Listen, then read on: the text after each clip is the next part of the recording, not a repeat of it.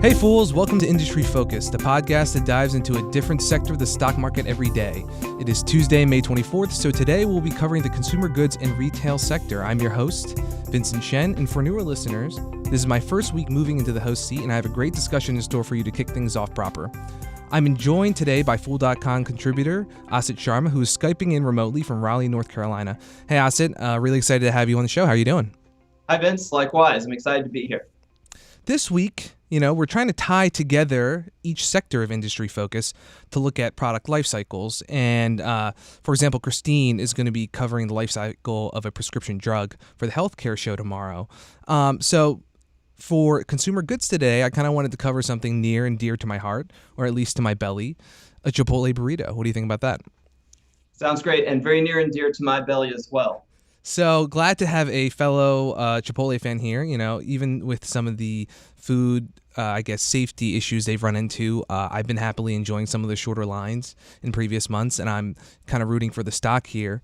But, we know that this is a company now about 23 years old, pioneer the fast casual restaurant movement, started, I think, when McDonald's first made their investment in 1996. It had about 15 or 16 locations. Now it's grown to over 2,000. Much of its success has stemmed from its focus on fresh quality ingredients. And the company's mission statement actually reads, "Food with integrity is our commitment to finding the very best ingredients, raised with respect for the animals, the environment, and the farmers." So if we're looking at, the life cycle here of, the Chipotle burrito going from the farm to our table, and it's exactly some of those animals and farmers that I think we're going to be discussing today, looking at these ingredients. So let's dive right into it. What do you think, Asit? Yeah, sure. Well, let's talk about that mission statement for just a second. Chipotle often shortens that mission statement on its website. You come across any promotional materials because it's a mouthful, but they shorten it to food with integrity.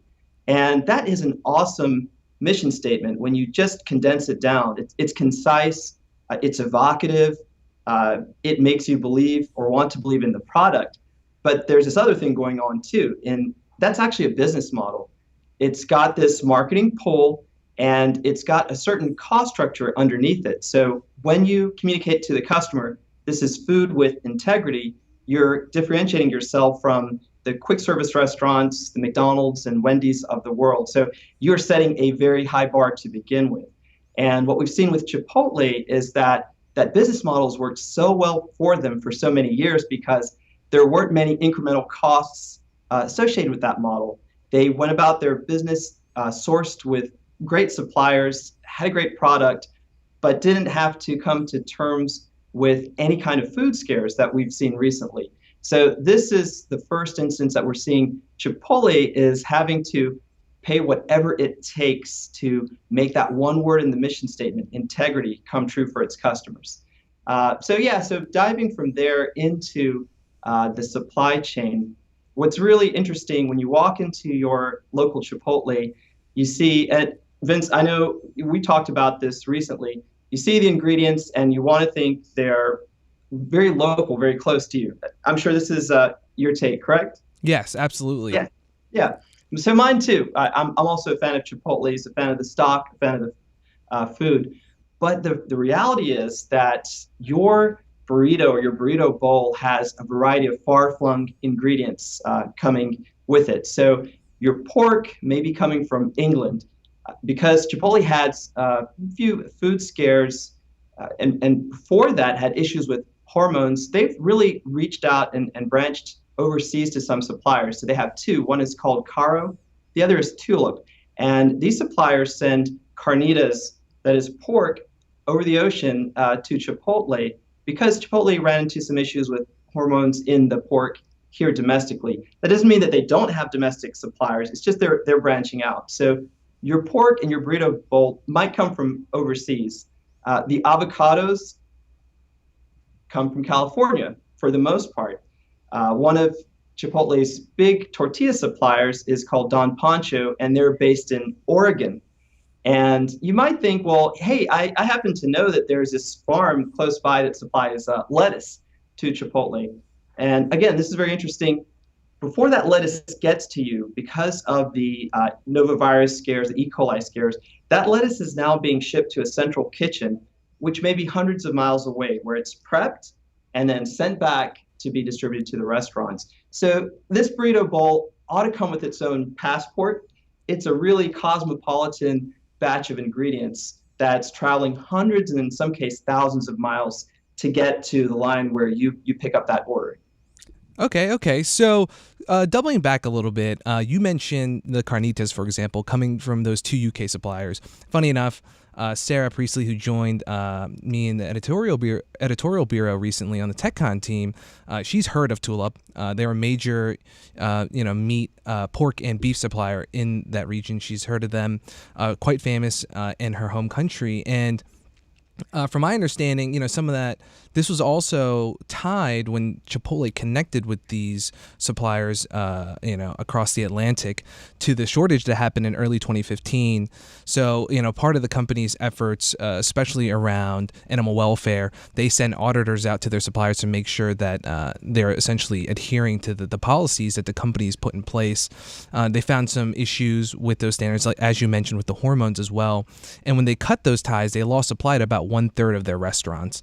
And you can see, how I feel committed the company is to their mission statement in this case. They're willing to go that far with the added cost, of course, of bringing those ingredients across an ocean to resupply. I think a lot of the Cara Foods or even the Tulip went to, for example, like locations in Florida to kind of bolster their carnitas supply there.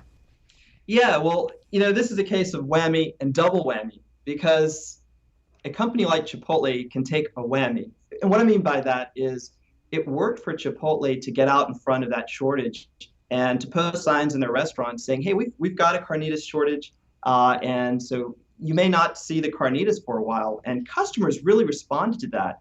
Instead of going away and going to a competitor, they were willing to wait. It reinforced the image that we have of Chipotle as being interested in sustainability, interested in socially conscious food, and willing to stand by those values. But then the double whammy came in late 2015, where suddenly the costs to procure and prep food to make it safe really increased. That became a double whammy. So it incurred costs in the first wave. That worked out for them. They were actually able to raise beef prices in 2015, to raise pork prices. So what then ensued was an unexpected wave of safety violations, of people getting sick, bad publicity.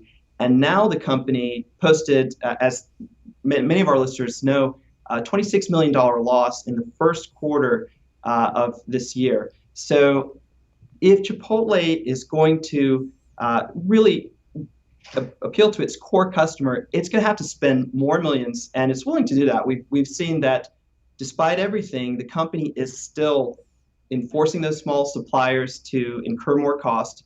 And as you and I were chatting about, Vince, they have this $10 million program to help defray some of those costs for the smaller suppliers. Yes. So that $10 million, if I recall, it was the Local Grower Support Initiative. So, that's money, it seems, that the company understands basically that, well, keeping in mind that actually for their produce, I think in 2015, about 10 or 12% of their produce was actually considered locally sourced. So still just a smaller portion, a pretty small portion, of the ingredients that they bring into the restaurant. But even then, at their scale and size, it makes it really hard for some of these smaller growers to adhere to the very strict new safety standards that they've set after the scandal outbreaks last year. And with those added costs, with things like with the DNA testing and testing before the crops could even be harvested. So basically, can you tell us a little bit more about the $10 million, maybe a little bit how they're spending it, about education, the assistance, and things along those lines?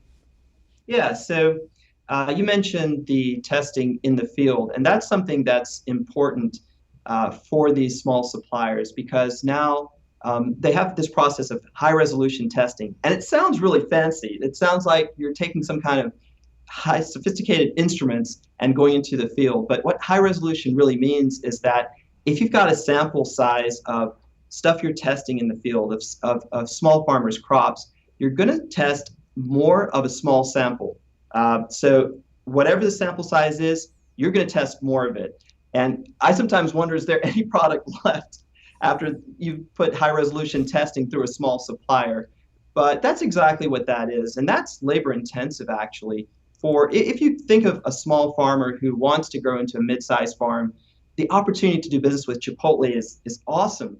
But if you've got these unexpected labor costs where you're paying somebody to physically go out, and not just someone who's maybe not related to the food industry, but a person with qualifications, or maybe an internal person that you've had to train, that's a high cost. Just consider the margins on a crop like cilantro. They're not very high. It's a business where you scale up, you try to sell more and more each year, and you're making on volume. So this is like something of a setback to any small supplier who wants to conduct business with Chipotle. And so these programs should help in making the testing more efficient. I think they're setting aside actually some money to defray some of the costs of people being in the field to test these ingredients. Okay, so before I wanted to dive into a little bit more of the safety initiative specifically and how it's kind of changing, we talked about some of the ingredients, where they're coming from, and then also how the preparation process is changing in the restaurant and also at these kind of central preparation centers. The thing is, Chipotle actually has kept their supplier list really pretty close to the chest. And so a few other names just to keep in mind that we discovered during our research. There's another one's called Neiman Ranch. So they're a source of beef and pork, and they kind of network from hundreds of independent farmers. And as of last year, they were actually the largest pork supplier to Chipotle. And for example, during that carnitas shortage where the company decided to cease taking pork from one of their vendors that they found was not adhering to their animal welfare standards, Neiman Ranch tried to step in, but they can only do so much on short notice. And interestingly enough, actually towards the end of last year in September, Perdue Farms actually bought out Neiman Ranch, and there's quite a bit of controversy among Chipotle fans and fans of Neiman Ranch themselves. Basically saying, oh, this is going to change everything. Perdue takes much more of a large-scale approach to growing food, and that they're not going to be as concerned with, animal welfare. But it seems like I think all parties involved are interested in maintaining that relationship and the reputation that the ranch has developed over the years. And then also a few other ones that we discovered were OSI Group, Adminiat, and Golden State Foods. So these are also like commissaries that help with the food preparation. So I think the pork and beef is braised by OSI Minia, according to Bloomberg. And then Ready Foods also cooks some of their beans, makes red and green salsas. Is there anything that you found out about these suppliers as well? Yeah, sure. So Neiman Ranch is extremely well respected in the food industry, and they sort of grew up with Whole Foods. They have or hold Whole Foods' highest supplier rating, and they've scaled up with that company. So it's a natural fit for a Chipotle to do business with them. And we know that Golden State supplies to some very large companies, even in the fast food industry, such as McDonald's. So these are well-known large suppliers. And even though Neiman was bought out by Perdue, my thought is that they probably will be able to keep their practices, and Perdue understands that revenue stream has a certain buyer, so they're not going to mess with it too much. But I'd like to move on to actually talking about how this food is prepped in these central kitchens and some of the techniques that have changed for Chipotle. It's pretty fascinating. When you think about the tomatoes that go into your burrito and some other of these vegetables, they're actually now, the vegetables are blanched. And if you don't know what blanching is, it's basically dropping the vegetables into boiling water for 2 to 3 seconds. And you might think that this kills the taste. If you were to take that same tomato and taste it, yeah, maybe you would see the difference. But what executives at Chipotle said when they came up with this is, hey, I challenge you to taste the difference in a burrito when everything else is in there, including the cheese and the sour cream, whatever else you have. And I tried that. I went to Chipotle and I said, I know I'm going to be able to taste the difference because I'm a serious fan. I consider myself a borderline foodie. I don't have immense food knowledge, but I'm gonna be able to taste the difference. I ate the burrito, and I could not tell the difference on that side. But some of the other procedures that they're using, you can tell a little bit of a difference. One is definitely for the positive. So with the chicken, Chipotle used to marinate their chicken through the day, and now they only do it at night. And anyone who's ever cooked at home, unwrapped a bit of chicken, you see the warnings on the food labels. Don't let this chicken get all over your counter. You've got to handle this stuff very carefully. So what they do now is they marinate the chicken overnight, so there's very little chance of contamination of surfaces and other food items. And I think that's actually improved the taste of the chickens because in some cases it results in a longer marinade process. But the beef is a whole different story. And bear with me here. I'm going to go into a little bit of detail. And you foodies out there, perk up your ears because you probably are familiar with this technique. If you remember when Chipotle first came around, for me, and Vince, you mentioned this when we were talking, for you as well, seeing how they used to throw the raw beef onto their grill and sear that on a commercial oven, a gas oven, that was pretty exciting and new. And then they would slice it up, and it had a very classic American seared on the outside, medium texture on the inside, and it was delicious. So along comes this food scare, and now what Chipotle is doing is preparing the beef sous vide. And what that means is it's a vacuum process. So basically, they take their beef and put it in plastic bags, vacuumed, and they put this into a water bath, a warm water bath, and they let it sit there for hours. This is a really slow way to cook the meat. And what it does is it breaks down the collagens in the connective tissue and it increases the succulence of the meat. So basically, you should be getting what's an even tastier product. Now, there's a slight catch there, which is when you walk into a Chipotle, you really don't see that beautiful seared beef any longer. You see something that looks appetizing, but it's brownish. And our brains are hardwired so that our senses combine. We need to see what we're eating. We need to smell it. We need to feel the texture on our tongue. And if something's different, our brains tell us this isn't quite the same and maybe it's not quite as good. So you may think, well, how important is that? Well, it's so important that on Chipotle's most recent conference call, the analysts were asking about this sous vide preparation technique. And they were saying, hey, how are customers reacting to this? Because if you and I don't take to that beef any longer, guess what's going to happen to one of Chipotle's most popular meats and to their sales in general? So Monty Moran, co-CEO, was very careful to say, hey, at first customers didn't seem to be taking to this, but now their satisfaction is improving. And I think by and large that's true. When you and try this at home, next time you go to Chipotle and order a steak burrito, try the taste. It's different, but it's not bad. It's actually juicy meat, and I think it passes muster. Okay. Yeah, I did notice that, and that honestly, I have to say, Chipotle's beef was what originally pulled me away from Qdoba. And I loved the way they grilled it right then and there. I loved grilling out and seeing, those grill marks on it even. It was just, I felt like another level in terms of the quality and really won me over and made me a regular at Chipotle restaurants. So it seems like the company's just trying to strike a balance here of finding the preparation techniques that they're launching at these restaurants to avoid these food safety issues, and at the same time work with their supply chain, but also the preparation process overall, and keep customers satisfied, and especially at a very pivotal, sensitive time when I think they are under this extra scrutiny, essentially due to the issues they ran into recently. Yeah, and I think there's a big picture takeaway here. And kudos to Chipotle because they're spending the money. They are working very hard to change their processes. And what looks like a lot of stumbling and fumbling today and just trying to react, if you look carefully, they're putting in new procedures for the long term.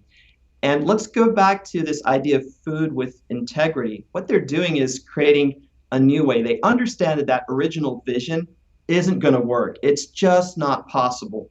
So they're recreating food with integrity, and they're building a model that other restaurants that are interested in the same type of business model can follow in the future. It looks different, But at the end of the day, if you can promise food safety and get close to what Chipotle had before, you've got a sustainable business.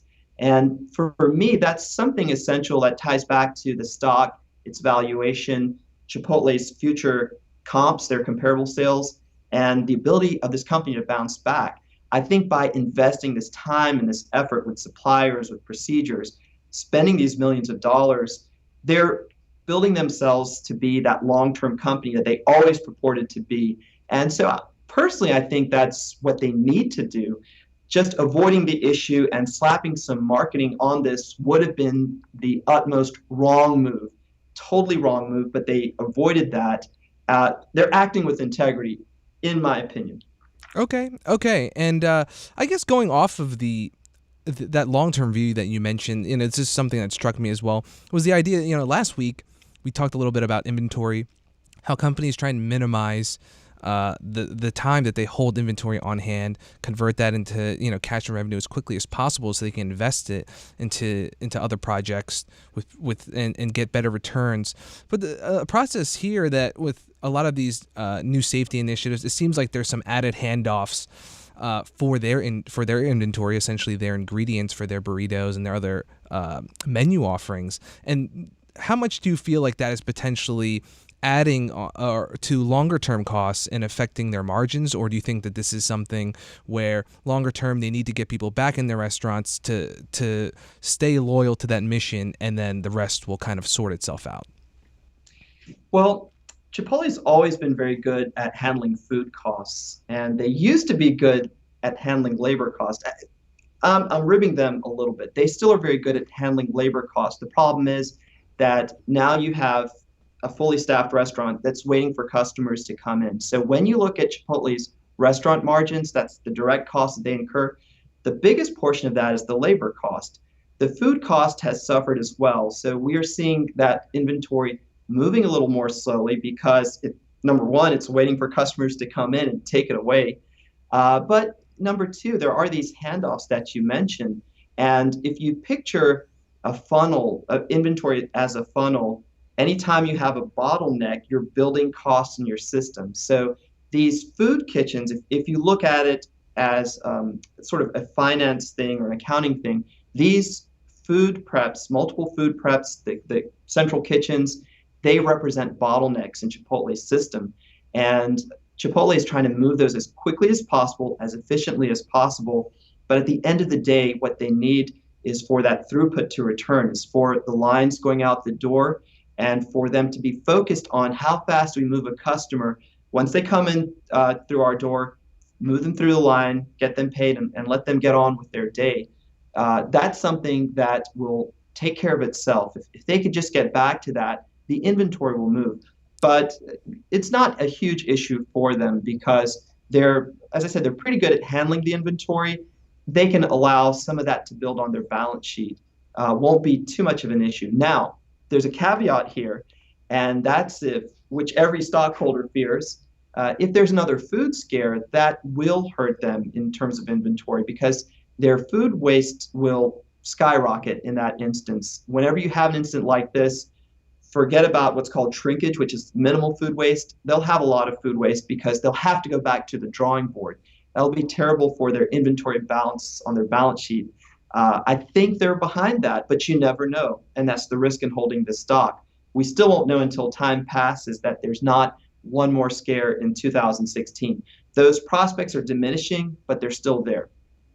Yeah, absolutely, absolutely. For any restaurant at this scale, any of the companies out there, even for the larger ones that don't run into some of the same risks where they do more central processing for the ingredients. Think of the traditional fast food companies. They still have their scandals, and so overall, I think I'm with you in that the company's focused on the right place here, and overall, I'm definitely rooting for them, and will continue to be a regular at Chipotle.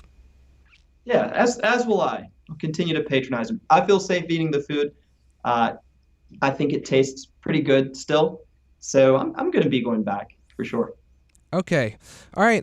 Thank you very much, Asit. We have to wrap up this episode, but Life Cycle Week continues tomorrow as Christine covers the journey of a prescription drug. As I mentioned, for healthcare, Sean will cover the origins of a barrel of oil on Thursday's Energy Industrial Show, and Dylan will be looking at how the iPhone goes from individual components to everyday companion for tech on Friday. So thanks again, Asit. It was awesome having you on here. Thanks, Vince. It was a lot of fun. And of course, we're always happy to keep the discussion going and encourage you to hit us up on Twitter at MF Industry Focus or shoot us an email with any questions or comments to industryfocus@fool.com. You can also discover other podcasts from Motley Fool by checking out www.fool.com/podcast. And as always, people on the program may own companies discussed on the show, and the Motley Fool may have formal recommendations for or against stocks mentioned. So don't buy or sell anything based solely on what you hear during the program. Thanks for listening, and Fool on.